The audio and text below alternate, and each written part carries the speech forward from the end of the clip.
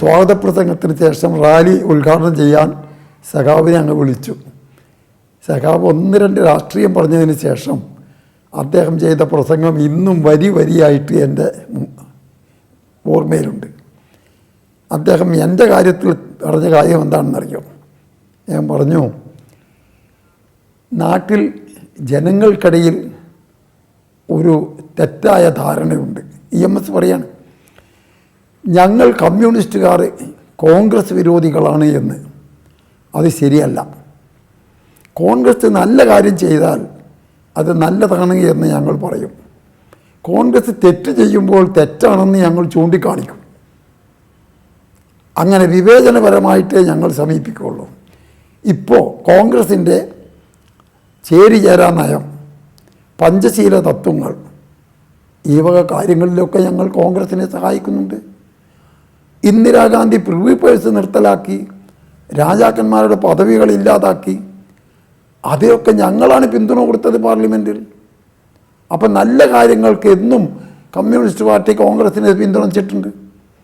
സാമ്പത്തിക നയം തിരുത്തുന്ന കാര്യത്തിൽ കോൺഗ്രസിൻ്റേതല്ലാത്ത ഒരു നയം ഞങ്ങൾക്കുണ്ട്.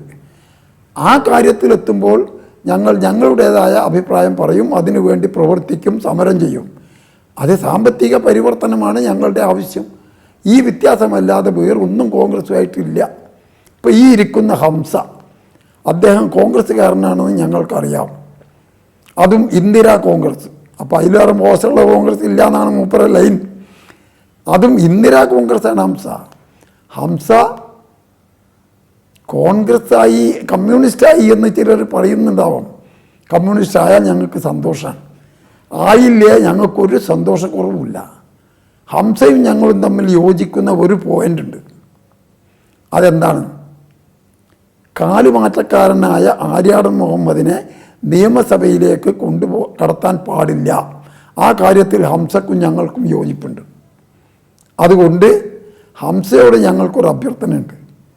28-ാം തീയതി വരെ, അത് തെരഞ്ഞെടുപ്പിൻ്റെ പോളിംഗാണ്, ആ ദിവസം വരെ സ്ഥാനാർത്ഥിത്വം പിൻവലിക്കരുത്.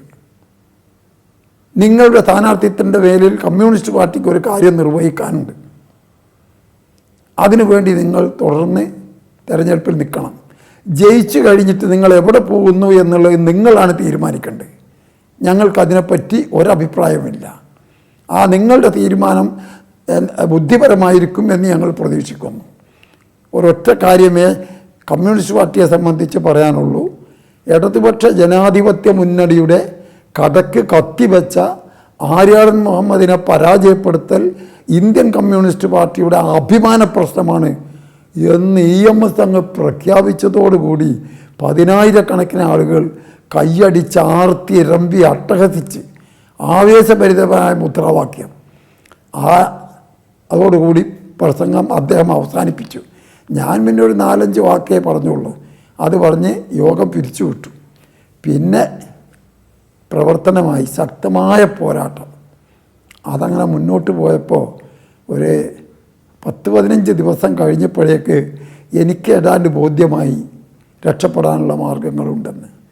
ആ അടിസ്ഥാനത്തിൽ ഞാൻ ഒരു തന്ത്രം ഞാനും പ്രയോഗിച്ചു നോക്കി. പൊന്നാനിയിൽ ഗംഗാധരന് കൊടുത്തിരിക്കണമല്ലോ. ഇവിടെ ഞാൻ നിൽക്കേണ്ടി വന്നതും ആര്യാടനെ എതിർക്കേണ്ടി വന്നതും ഗംഗാധരനും കരുണാകരനും കൂടി തന്ത്രം കളിച്ച് എന്നെ കാലുവാരിയത് കൊണ്ടാണല്ലോ. അപ്പം ഞാൻ നിന്ന കാര്യത്തിൽ ആര്യാടൻ പരാജയപ്പെടുകയാണെങ്കിൽ ഗംഗാധരനെ അവിടെ ജയിപ്പിക്കാതിരിക്കാൻ കോൺഗ്രസ്സുകാരും ശ്രമിക്കണ്ടേ? ആ ഒരു ഉപദേശം ഞാൻ അവർക്ക് പറഞ്ഞു കൊടുത്തു. പക്ഷെ അവർക്ക് പൂർണ്ണമായി ബോധ്യം വന്നില്ല. ഫലം ഞാൻ പറഞ്ഞതുപോലെയായി. 2800 വോട്ടിന് ആര്യാടനെ പരാജയപ്പെടുത്തിക്കൊണ്ട് ഞാൻ ജയിച്ചു. ആ ജയിച്ചതിൻ്റെ പ്രവർത്തനത്തിൽ പല ഘടകങ്ങളും അനുകൂലമായി വന്നിട്ടുണ്ട്. അതിലേറ്റവും പ്രധാനപ്പെട്ട ഒരു സംഗതി, ഇന്ദിരാഗാന്ധി ആര്യാടൻ്റെ തെരഞ്ഞെടുപ്പ് പ്രചാരവേളയിൽ പങ്കെടുക്കാൻ നിലമ്പൂർ വന്നു. ആ നിലമ്പൂർ വരുമ്പോൾ അവർക്ക് സജ്ജമാക്കിയ സ്റ്റേജിൽ ഉണ്ടായിട്ടുള്ള അനുഭവമാണ് വലിയൊരു അനുകൂല ഘടകം എനിക്ക് കിട്ടിയത്. ആ സ്റ്റേജിന്മേൽ ആര്യാടനെ വിളിച്ചു വരുത്തുകയോ അദ്ദേഹത്തെ പിന്തുണയ്ക്ക് വോട്ട് ചെയ്യണമെന്ന് ജനങ്ങളോട് അഭ്യർത്ഥിക്കുകയോ ഉണ്ടായില്ല. എന്നാൽ ഈ ജനങ്ങൾ തന്നെയാണ് തൊട്ട് മുമ്പത്തെ തെരഞ്ഞെടുപ്പിൽ 80-ൽ ഞാൻ കോൺഗ്രസ്സായി സ്ഥാനാർത്ഥിയാവുമ്പോൾ വന്ന ഇന്ദിരാഗാന്ധി ചെയ്ത പ്രസംഗവും കേട്ടത്. അന്ന് അവരെ എൻ്റെ തോളിൽ കൈ പിടിച്ചിട്ട് this is my candidate TK Hamza, please cast your vote to Hamza, ഇതെൻ്റെ സ്ഥാനാർത്ഥിയാണ്, ഇയാൾക്ക് നിങ്ങൾ വോട്ട് ചെയ്യണം എന്ന് അന്ന് പ്രഖ്യാപിച്ചു.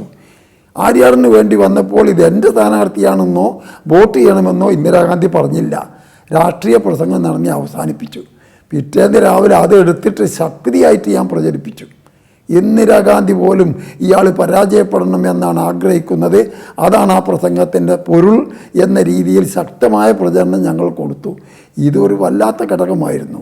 രണ്ടാമത്, എന്നോട് എടുത്ത കരുണാകരൻ്റെയും മറ്റും സമീപനം ഒരിക്കലും ശരിയല്ല എന്ന് നിഷ്പക്ഷമതികളായ നിലമ്പൂരിലെ മഹാഭൂരിപക്ഷം വോട്ടർമാർക്കിടയിലും അഭിപ്രായമുണ്ടായി. അതുപോലെ തന്നെ മറ്റൊരു കാര്യം, നിലമ്പൂരിൽ ആര്യാടൻ്റെ വീടും താമസമൊക്കെ ഉണ്ടെങ്കിൽ ഈ മണ്ഡലത്തിൻ്റെ മറ്റൊരു ഭാഗത്ത് ഞാനും വീടും കാര്യവും നാടും ഒക്കെ ഞങ്ങൾ രണ്ടാളും ഒരു നാടാണ്. ഞങ്ങൾ രണ്ടാളും പഠിച്ചത് നിലമ്പൂർ ഹൈസ്കൂളിലാണ്. എല്ലാ അദ്ദേഹത്തിനുള്ള ബന്ധങ്ങളൊക്കെ എനിക്കുണ്ട്. ഇതെല്ലാം കൂടി ഉപയോഗിച്ചപ്പോഴാണ് തെരഞ്ഞെടുപ്പിൽ എനിക്കുണ്ടായിട്ടുള്ള വിജയം. അതിലും രസകരമായൊരു സംഗതി, വോട്ടെണ്ണുന്ന കൗണ്ടർ മഞ്ചേരി ബോയ്സ് ഹൈസ്കൂളിലായിരുന്നു. ആ ഹൈസ്കൂളിൻ്റെ നേരെ ഓപ്പോസിറ്റിലാണ് എൻ്റെ വീട് നിൽക്കുന്നത്. എൻ്റെ വീട്ടിലിരുന്നു കൊണ്ട് സ്കൂളിലേക്ക് നോക്കുമ്പോൾ വോട്ടെണ്ണുന്നത് കാണാൻ സാധിക്കും. അപ്പോൾ 10 പഞ്ചായത്തുകളാണ് നിലമ്പൂർ മണ്ഡലത്തിലുള്ളത്. 9 പഞ്ചായത്തുകളും എണ്ണിക്കഴിഞ്ഞപ്പോൾ ഞാനും ആര്യാടനും സമമാണ്. രണ്ടാൾക്കും ഒരേ വോട്ട്. പിന്നെ എണ്ണാനുള്ളത് ഒരു പഞ്ചായത്ത്, കാളികാവ് പഞ്ചായത്താണ്. ആ പഞ്ചായത്തിൽ പരമ്പരാഗതമായി ഐക്യജനാധിപത്യ മുന്നണിക്ക് ഭൂരിപക്ഷമുള്ള പഞ്ചായത്താണ്. 2800 വോട്ട് അതിൻ്റെ മുമ്പത്തെ തെരഞ്ഞെടുപ്പിൽ ആ മണ്ഡലത്തിൽ തന്നെ ഐക്യമുന്നണിക്കുണ്ട്, ആര്യാടൻ്റെ മുന്നണിക്കുണ്ട്. അത് എണ്ണിക്കഴിയുമ്പോൾ ഞാൻ തോൽക്കുമെന്നാണല്ലോ മനസ്സിലാക്കേണ്ടത്. ആ ബോധ്യത്തോടുകൂടി എൻ്റെ ചീഫ് ഏജൻ്റായിട്ടുള്ള സുഹൃത്ത് ദേവദാസ് പൊറ്റേക്കാട് എണ്ണുന്ന കൗണ്ടറിൽ നിന്ന് ഇറങ്ങി നേരെ എൻ്റെ വീട്ടിൽ കയറി വന്നു. എന്നോട് പറഞ്ഞു, ഹംസക്ക, ഇതുവരെ എണ്ണിയതൊക്കെ സമമാണ്, ഇനി കാളിയാവാണുള്ളത്. അവർ 2500-600 വോട്ട് അവർക്ക് ഭൂരിപക്ഷം ഉള്ളതാണ്, ഇനി നമുക്ക് കിട്ടൂല എന്നാണ് എൻ്റെ തോന്നൽ എന്ന് പറഞ്ഞു. ഞാൻ പറഞ്ഞു, ശരിയല്ല, കാളിയാവ് ഏതാണെന്ന് നിനക്കറിയോ? ഞാൻ ജനിച്ചത് കാളിയാവിലാണ്, ഞാൻ വളർന്നത് കാളികാവിലാണ്, ഞാൻ പഞ്ചായത്ത് ഓഫീസറായത് കാളികാവിലാണ്, രാഷ്ട്രീയ കളരിയും കാളികാവാണ്. ആ കാളികാവുകാർ, എൻ്റെ നാട്ടുകാർ എന്നെ തോൽപ്പിക്കില്ല, തിരിച്ചു പോകുന്നു. തിരിച്ച് അങ്ങോട്ട് തന്നെ അയച്ചു. 10 മിനിറ്റ് കഴിഞ്ഞപ്പോൾ ഒരു കുറിപ്പ് കൊടുത്തയച്ചു, നിങ്ങൾ പറയുന്നത് ശരിയാണ്, നമ്മൾ മുന്നേറിക്കൊണ്ടിരിക്കുകയാണ്. അപ്പോഴൊക്കെ ബൂത്തിൽ ഒരു കസാരയിട്ട് മന്ത്രി ആര്യാടൻ ഇരിക്കുകയാണ്. ബൂത്തിലിരിക്കുകയാണ് മൂപ്പര്, ഞാൻ എൻ്റെ വീട്ടിലുമാണ്. ആ കത്തിങ്ങനെ കിട്ടി കുറച്ച് കഴിഞ്ഞപ്പോഴേക്ക് ഭൂരിപക്ഷം കൂടി വരികയാണ്. ഫലപ്രഖ്യാപനം അടുത്തപ്പോഴേക്ക് ആര്യാടൻ പോയത് കണ്ടില്ല. എന്നെ ഇവർ വിളിച്ചു, ഞാൻ കയറി ചെന്നു. 2850 വോട്ടിന് ഞാൻ ജയിച്ചതായി പ്രഖ്യാപിച്ചു. അത് കേട്ട് പുറത്തേക്ക് ഇറങ്ങിയപ്പോഴത്തെ സഖാക്കൾ വണ്ടിയും ജാഥയും ഒക്കെ തയ്യാറായിട്ട് നിൽക്കുക. ആ വാഹനത്തിൽ കയറി പര്യടനവും സ്വാഗതവും സ്വീകരണവുമായിട്ട് പിന്നെ അങ്ങ് പോയി. ഇങ്ങനെ ഒരു വല്ലാത്ത അത്ഭുതകരമായ തിരഞ്ഞെടുപ്പായിരുന്നു അത്. അങ്ങനെ തിരഞ്ഞെടുപ്പ് കഴിഞ്ഞ് സ്വതന്ത്രനായി ജയിച്ച് ഞാൻ തിരുവനന്തപുരത്തേക്ക് പോയി.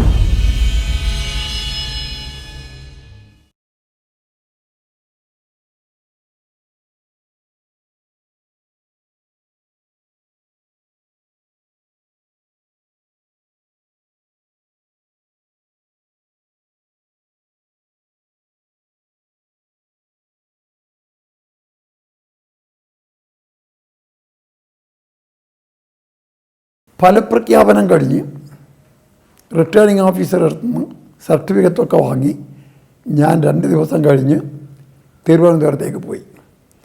തിരുവനന്തപുരത്ത് ഞാൻ ചെന്ന് ഇറങ്ങുമ്പോൾ തന്നെ പാർട്ടി സഖാക്കളിൽ ചിലരെ കണ്ടു.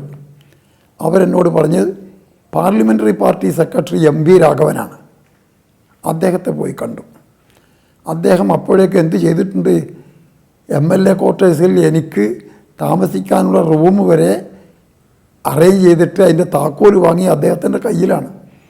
അദ്ദേഹം ആ താക്കോൽ തന്ന് അദ്ദേഹം താമസിക്കുന്ന റൂമിൻ്റെ നേരെ എതിർവശത്ത് MLA ക്വാർട്ടേഴ്സിലെ ഓൾഡ് ബ്ലോക്കിൽ 39 നമ്പർ റൂം എനിക്ക് അനുവദിച്ച് തന്നു.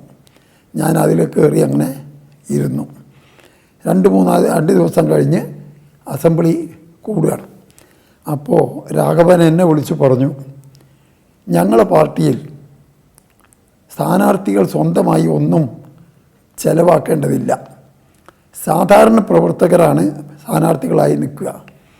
അവരുടെ എല്ലാ ചെലവും എല്ലാ പ്രവർത്തനങ്ങളും പാർട്ടിയാണ് സംഘടിപ്പിക്കുക. അവർക്കൊന്നും ചിലവാകാറില്ല. അവർ ജയിച്ചു കഴിഞ്ഞാൽ അവരുടെ വരുമാനം ശമ്പളത്തിൽ നിന്നും അലവൻസിൽ നിന്നും ഒരു ഭാഗം പാർട്ടിയിലേക്ക് ലഭ്യ കൊടുക്കേണ്ടതുണ്ട്. എന്നാൽ നിങ്ങളുടെ കാര്യം കമ്മ്യൂണിസ്റ്റ് പാർട്ടി മെമ്പർ അല്ലല്ലോ. നിങ്ങൾ പാർലമെൻ്ററി പാർട്ടിയിൽ അസംബ്ലി അംഗങ്ങളുടെ പാർട്ടിയിൽ ഒരു മെമ്പറായി ഞങ്ങൾ ചേർത്തിരിക്കുന്നു. ആ നിലക്ക് നിങ്ങൾ തുടരുമ്പോൾ നിങ്ങൾക്ക് ഒരു പ്രത്യേക ആനുകൂല്യം പാർട്ടി തീരുമാനിച്ചിട്ടുണ്ട്. തെരഞ്ഞെടുപ്പ് കാലത്ത് സ്വന്തമായി സാമ്പത്തിക ബാധ്യത ഏറ്റെടുക്കുകയും ചെലവ് ചെയ്യുകയും ചെയ്ത ആളാണ് നിങ്ങൾ. ഞങ്ങൾ ആ സംഘടനാ പ്രവർത്തനം സംവിധാനമായി നിയന്ത്രിച്ചോളൂ. ബാക്കി പല കാര്യങ്ങളും പണം ചെലവാക്കിയിട്ടുണ്ട് എന്നുള്ളത് ഞങ്ങൾക്കറിയാം. അതുകൊണ്ട് നിങ്ങൾ മെമ്പറല്ല എന്നതുകൊണ്ടും സ്വന്തമായി പണം ചെലവാക്കി എന്നുള്ളത് കൊണ്ടും പാർട്ടിയിലേക്ക് ലവി കൊടുക്കേണ്ടതില്ല. നിങ്ങളതിൽ ഞങ്ങൾ ഒഴിവാക്കിയിരിക്കുന്നു. സത്യത്തിൽ 1.5 ലക്ഷം റുപ്യ ആ ചെലവ് തെരഞ്ഞെടുപ്പിൽ എനിക്ക് ചിലവുണ്ടായിരുന്നു. ലവിയിൽ നിന്ന് തന്നെ ഒഴിവാക്കിയത് കൊണ്ട് 5 കൊല്ലത്തെ വരുമാനം 5 ലക്ഷം റുപ്യ എനിക്ക് കിട്ടിയിട്ടുണ്ട്. ഈ 1.5 അല്ല, അതിൻ്റെ ഇരട്ടിയാണ് കിട്ടിയത്. തിരഞ്ഞെടുപ്പിൻ്റെ അന്തിമമായ റിസൾട്ട് കരുണാകരൻ്റെ നേതൃത്വത്തിലുള്ള മുന്നണി ഭൂരിപക്ഷം നേടി അധികാരത്തിൽ വരുന്നു. ഒരു 5-6 സീറ്റിൻ്റെ വ്യത്യാസമേ ഉള്ളൂ. എങ്കിലും മുഖ്യമന്ത്രിയായി കരുണാകരനും നമ്മുടെ സുഹൃത്ത് MP ഗംഗാധരനും മന്ത്രിയായിട്ടും സത്യപ്രതിജ്ഞ ഗവൺമെൻറ്റാണുള്ളത്. ആദ്യത്തെ ദിവസം തന്നെ സഭ കൂടിയപ്പോൾ ഞാൻ എല്ലാ MLA-മാരുടെ കൂടെ ബസ്സിൽ അങ്ങ് പോയി ഇറങ്ങി സഭയ്ക്കകത്ത് കടന്നു. എല്ലാവരും ഓരോരുത്തരുടെയും സീറ്റിൻ്റെ നമ്പർ നോക്കി സീറ്റ് കണ്ടുപിടിക്കുന്ന ശ്രമത്തിലായിരുന്നു.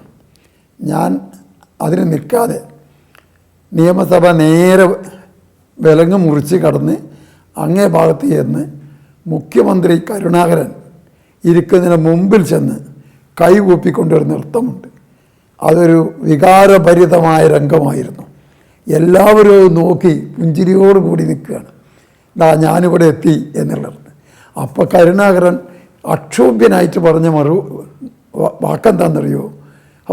നിങ്ങൾ ജയിച്ചത് നന്നായി, നമ്മൾ വഴി ഏതായാലും ആഗ്രഹിച്ചവരൊക്കെ ഇതിൻ്റെ അകത്ത് വന്നല്ലോ, വളരെ സന്തോഷം എന്ന് പറഞ്ഞ് ശരി നന്ദിയുണ്ട് എന്ന് പറഞ്ഞ് ഞാൻ പോന്നിരുന്നു. അങ്ങനെ സീറ്റപ്പോൾ നേതാക്കൾ നോക്കി വെച്ചിരുന്നു, അവിടെ പോയിരുന്നു. അങ്ങനെ 2 കൊല്ലം സ്വതന്ത്രനായിട്ട് ഞാൻ പ്രവർത്തിച്ചു വന്നു. തിരൂരങ്ങാടി നിയോജക മണ്ഡലത്തിൽ പോലീസ് അനാവശ്യമായി ഒരു ലാത്തി ചാർജ് നടത്തി. കുറേ ആളുകൾക്ക് പരിക്ക് പറ്റി ആശുപത്രിയിലായ ഒരു സംഭവം ഉണ്ടായിരുന്നു. ഒരു ബസ്സിൻ്റെ തർക്കത്തിലായിരുന്നു സംഗതി. പക്ഷേ ലാത്തി ചാർജ് മോശമായി എന്നെല്ലാവർക്കും അഭിപ്രായമുണ്ട്. ആ സംഭവം നിയമസഭയിൽ കൊണ്ടുവരാൻ ഞാനൊരു അടിയന്തര പ്രമേയത്തിന് നോട്ടീസ് കൊടുത്തു. തിരുവരങ്ങാടി നിയോജക മണ്ഡലത്തിലെ MLA മന്ത്രിയായിരുന്ന ഔക്കാദ് റുട്ടി നഖയാണ്. അദ്ദേഹത്തിൻ്റെ മണ്ഡലത്തിലാണ് ഈ സംഭവം. അദ്ദേഹം മന്ത്രിയായതുകൊണ്ടും ഭരണത്തിലുള്ളത് കൊണ്ടും അടിയന്തര പ്രമേയം കൊണ്ടുവരുമല്ലോ. അതുകൊണ്ടാണ് പ്രതിപക്ഷത്ത് നിന്ന് ഞാൻ കൊണ്ടുപോയത്. ആദ്യമായി ഞാൻ രംഗത്ത് വരുന്നവർ നല്ല പരിപാടിയായിരുന്നു അത്. അടിയന്തര പ്രമേയത്തിൻ്റെ അവതരണാനുമതി സ്പീക്കർ അങ്ങ് നിഷേധിക്കും. അത് നിഷേധിച്ചാൽ ഒരു പ്രസംഗം നടത്താനുള്ള അവകാശം ഈ മെമ്പർക്കുണ്ട്. ആ പ്രസംഗം ഞാനങ്ങ് കത്തിക്കയറി പറഞ്ഞിട്ട് അതിശക്തമായ ഒരു പ്രസംഗം.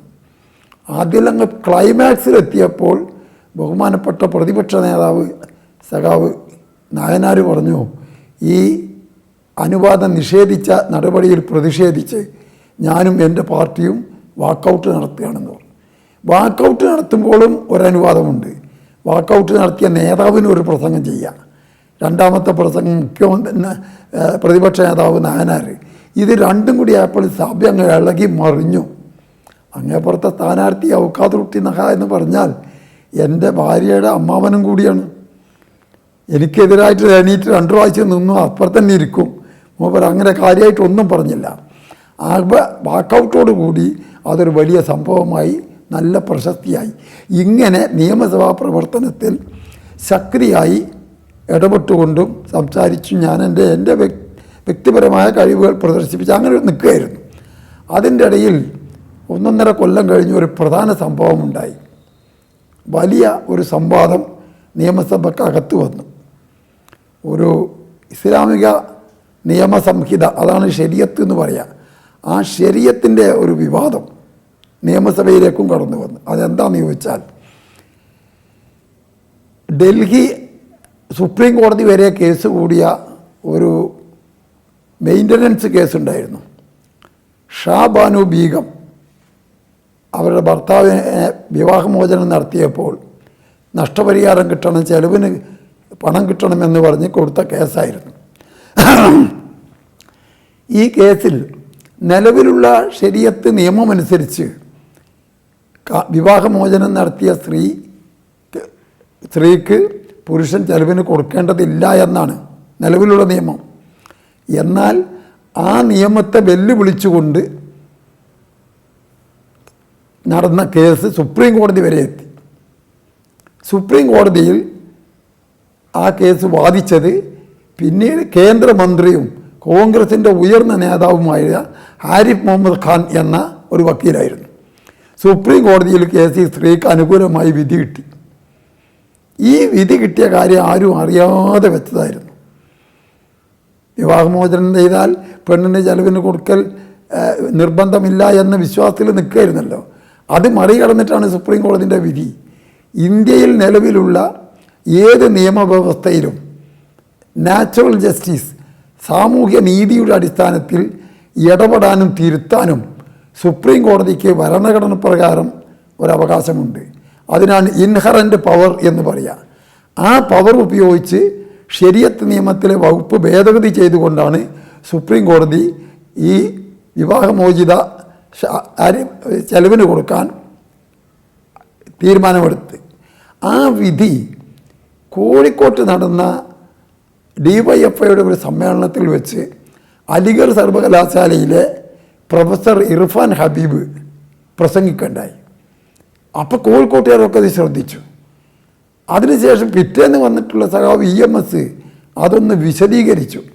അതോടുകൂടി നമ്മുടെ രാജ്യത്തും അതൊരു ചർച്ചയായി, ശരീഅത്തിനെതിരായിട്ടുള്ള തീരുമാനമെന്ന നിലയിൽ. അപ്പോൾ ഇതൊരു ചർച്ചാ വിഷയമാവുകയും രാഷ്ട്രീയവൽക്കരിക്കപ്പെടുകയും ചെയ്തു. അതിൻ്റെ അടിസ്ഥാനത്തിൽ നമ്മുടെ നിയമസഭയിലും ഇത് ലീഗുകാരാണ് ചർച്ചയ്ക്ക് കൊണ്ടുവന്നത്.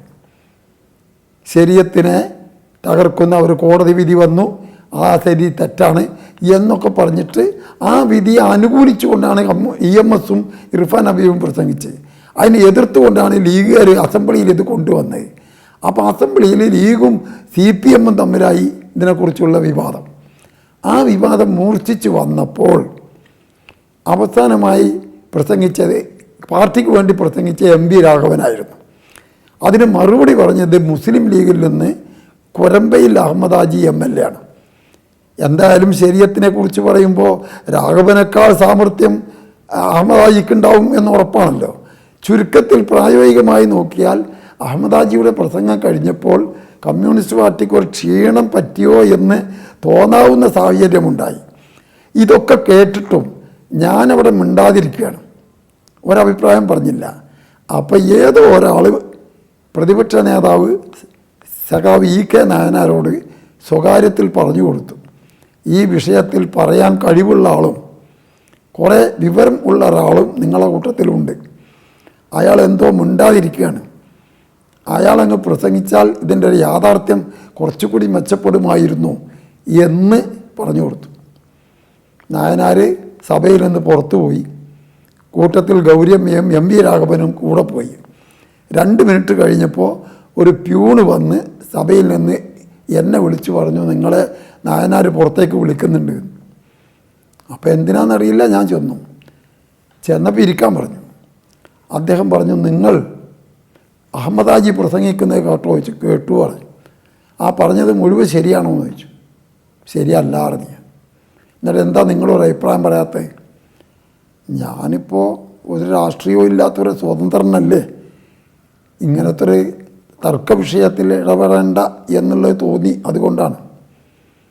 അപ്പോൾ അത് മാത്രമല്ല, ഞാനൊരു പാർട്ടീൻ്റെ വക്താവായിട്ടില്ലല്ലോ ഇപ്പോൾ, അതുകൊണ്ട് ഞാൻ മിണ്ടാതിരുന്നായിരുന്നു. നായനാർ പറഞ്ഞു, അതൊക്കെ നമുക്ക് പിന്നീട് തീരുമാനിക്കാം. മാത്രമല്ല, മുസ്ലിം ലീഗാണ് അപ്പുറത്ത് പറയുന്നത്. ഭൂരിപക്ഷ സമുദായം കേരളത്തിൽ മുസ്ലിം ലീഗിൻ്റെ കൂടെയാണ്. അവരുടെ മർദ്ദനമേറ്റ് പഴയ ദേശീയ നേതാക്കളിൽ പലരും ആക്രമണമേറ്റ് ക്ഷീണിച്ചിട്ടുണ്ട്. അബുൽ കലാം ആസാദ് മുതൽ മുഹമ്മദ് അബ്ദുറഹ്മാൻ സാഹിബ് തുടങ്ങി പി ഉമ്മർ കോയ വരെ അവരുടെ ആക്രമണത്തിന് വിധേയരായി ക്ഷീണിച്ചവരാണ്. അതിൻ്റെ പിന്തുടർച്ചക്കാരനാണ് ഞാൻ അതിനെതിരിന് പോകണ്ടെന്ന് വിചാരിച്ചിട്ടാണ്. അപ്പോൾ നായനാർ പറഞ്ഞു, താനിന്ന് കോൺഗ്രസ്സിലല്ല, കമ്മ്യൂണിസ്റ്റുകാരുടെ സഹായത്തോടു കൂടിയാണ്. അതുകൊണ്ട് നിൻ്റെ എന്ത് പ്രയാസത്തിലും ഈ പാർട്ടി നിൻ്റെ കൂടെ ഉണ്ടാവും, ധൈര്യമായിട്ട് പോയിട്ട് ഒരു മറുപടി പ്രസംഗം ചെയ്യൂ, ഞങ്ങളുണ്ട് കൂടെ എന്ന് പറഞ്ഞു. അപ്പം എനിക്കും തന്നെ ഒരു പിടിയായല്ലോ, ആവേശം വന്നു. ഞാൻ നേരെ നിയമസഭക്കടുത്തുള്ള ലൈബ്രറി കടന്ന് മുഹമ്മദൻ ലോ ശരീഅത്ത് നിയമം കയ്യിലെടുത്തു, കോടതി വിധി റിപ്പോർട്ട് ചെയ്ത ആ റിപ്പോർട്ടും കയ്യിലെടുത്തു, വിശുദ്ധ ഖുർആൻ്റെ കോപ്പിയും കയ്യിലെടുത്തു. ഇത് മൂന്നുമായി നിയമസഭയിൽ കടന്നു വന്നു. ഞാനതെൻ്റെ മേശപ്പുറത്ത് അവിടെ വെച്ചു. കോൺഗ്രസ് ഇടിച്ച് മൂലക്കലാക്കിയ ഒരു നേതാവുണ്ടായിരുന്നു. അദ്ദേഹമാണ് എൻ്റെ നേതാവ്, മുൻ വിദ്യാഭ്യാസ മന്ത്രി പി ഉമ്മർ കോയ. അദ്ദേഹത്തെ ഒരു സ്ഥാനവും കൊടുക്കാതെ അതിനുശേഷം മൂലക്കലാക്കിയതാണ്. ഞാൻ അയാളെ വീട്ടിൽ പോയി. ഞാൻ അദ്ദേഹത്തോടാണ് ചോദിച്ചത്, ഞാൻ പാർട്ടിയിൽ മെമ്പർഷിപ്പ് എടുക്കണമെന്ന് പാർട്ടി നേതാക്കൾ പറയുന്നു, ഞാൻ എന്ത് വേണം? ഉമ്മർ കോയ 5 മിനിറ്റ് ആലോചിച്ചിട്ട് പറഞ്ഞു,